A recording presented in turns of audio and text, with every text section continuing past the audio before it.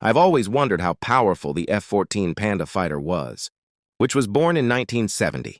In that era, there were only a handful of fighter jets that could rival it in the world. Why were they all decommissioned in 2006 or even completely destroyed? As a multi-purpose carrier aircraft built by Grumman for the U.S. Navy, the biggest symbol of the F-14 is the variable sweep translation, and the wings are fully unfolded to greatly enhance victory. It only needs 427 meters to take off.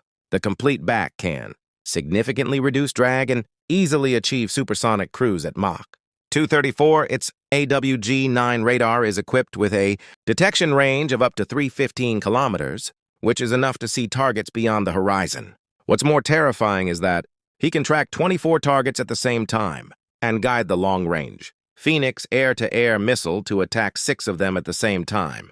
This ability was reduced to a blow back then. Power came from 2 General Motors 2-on-1 engines, each with a thrust of 12.7 tons.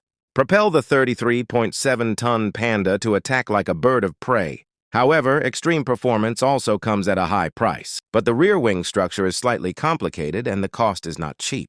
In 1977, the price of a single machine had exceeded $20 million US.